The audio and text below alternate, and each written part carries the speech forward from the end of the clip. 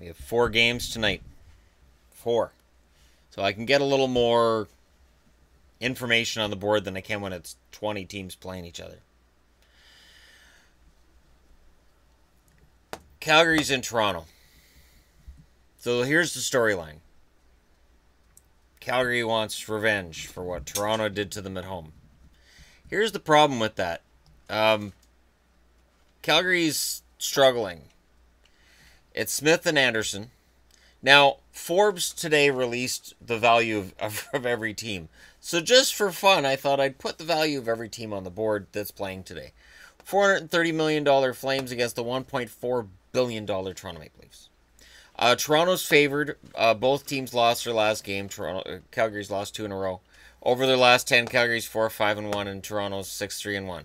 This is troubling for Calgary.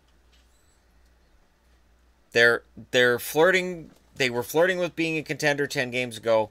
Now they're kind of back down where they started. A middle-of-the-road team who might be good enough, but could find themselves out of the playoffs too. It's going to be close. And there's articles. I saw articles on that today, and I'm like, oh, really? Are we getting into that conversation already? And we haven't even got 2 full months into the schedule. We're just 2 full months into the schedule, and we're already discussing playoff seeding. It's ridiculous. This should be a fun game to watch. I intend to watch this tonight as much as I can. I've got some stuff to do today, but I intend to see as much of this as I can. I'd be very surprised if Toronto doesn't win it, though. They are the better team. So there's that. Yeah, every now and then, the better team will win in the NHL. It's not a daily thing. It's certainly not something that happens in every game. But it does happen.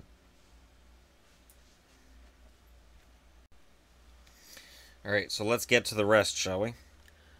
Chicago and Washington.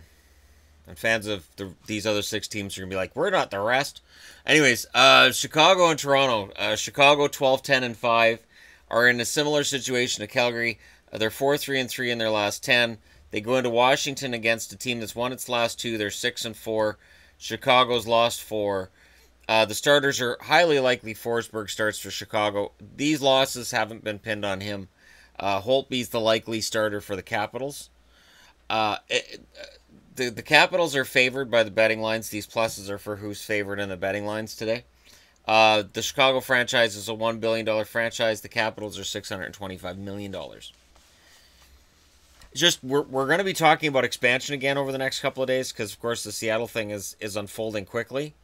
The Board of Governors meeting is coming up this week. They could announce something coming out of the Board of Governors meeting. Not Seattle's been awarded a franchise, but we're starting the process. And if you hear we're starting the process, Seattle's coming in. So how much franchises are actually worthy of talking about? The things I'd look for going into this game, Chicago has to get off to a fast start.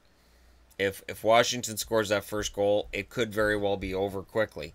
Once a team's confidence has started to dwindle, it's that quick start they need to get out of it. They got to get out of it. They've got the right players to do it, but Chicago needs the will to do it.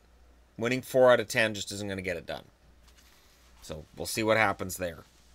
Now, Philly. The Flyers have won 1 out of their last 11 games. But here's the thing. They're 1-4-5, which means technically they're only 3 games below 500 in their last 10 games. You've got to love the current system, don't you? Elliott's the starter for Philly. Brossois the starter for the Oilers, who won their last game, but there's an asterisk there. There's concern there. Brossois has to bounce back tonight. And he's going to be doing it against a team that they're favored against. They have a 5-5 record over their last 10. They won their last game too. Also over Calgary.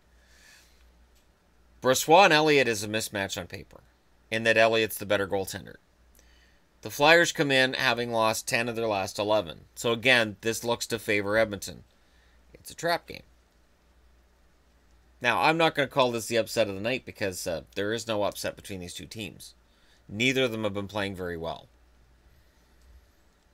The Oilers did come back. They made that game interesting. Or no, the Flames came back and made that game interesting, which definitely factors into this. It just makes me nervous is all.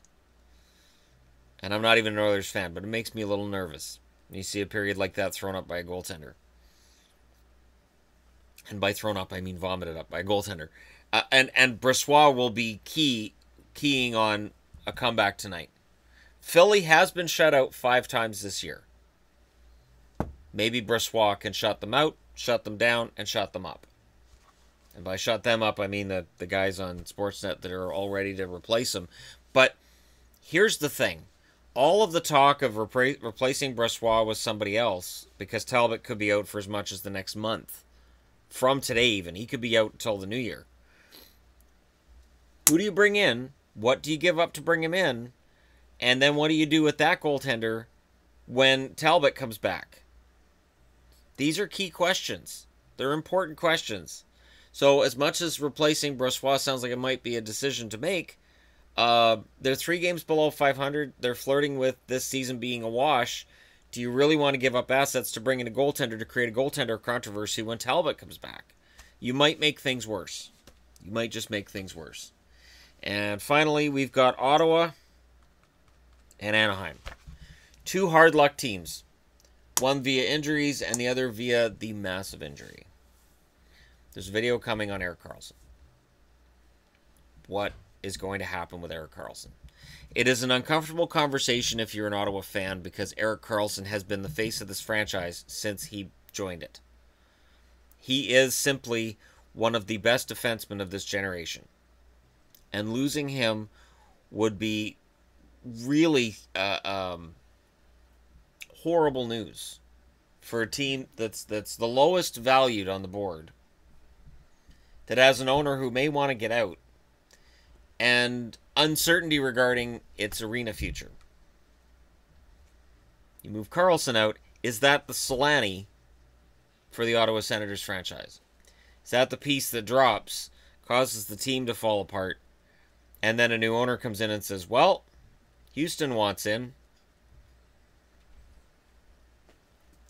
And as far-fetched as it sounds, with the Canadian dollar taking a dive today, and with expansion fees going up, and the rumor that the salary cap's going to go up, how far-fetched is it that some Canadian teams are going to start struggling to keep up? Maybe this is why Bettman's saying, I need a new building in Calgary. Ottawa's got to figure their self out, and they're 2-7-1 in their last 10 games. Anaheim's 3-4-3 in their last 10. Ottawa lost their last game after, of course, beating the Islanders. And Anaheim's lost their last 3. Anaheim's only valued at $460 million only, which is a surprise to me. Anderson's the starter tonight for Ottawa. He's had spotty results. The site I looked at, a Daily Faceoff, had Gibson is unconfirmed. I'd be very surprised. I put Miller up here because I'd be very surprised if Miller doesn't start tonight. Unless Miller's had another injury, Miller should be the starter tonight for Anaheim. It's a back-to-back. And it's Ottawa. And Miller should do very well against Ottawa. This is another part of a nightmare for Ottawa. This is a team they should beat. And this year they haven't been beating those teams they should beat. That being said, Raquel was back last night for Anaheim. I noticed him in the lineup. But there's still a lot of injury issues. And I do question, how far do they go when they get those players back healthy? Because when you've put yourself that far behind, it'll be very difficult to maintain momentum into the playoffs after having to fight so hard over the second half to get into the playoffs. So there you go. There's the 4 matchups for tonight. I provide to you 8 teams' valuations as well from Forbes. It's always fun when Forbes does their valuations because Toronto and the Rangers always get really high valuations. There's a reason for that. There's a reason why in terms of salary caps. Teams like Toronto and the Rangers probably wouldn't care if there wasn't one, as they can afford to pay some money. Chicago can afford to pay money. They're big money franchises.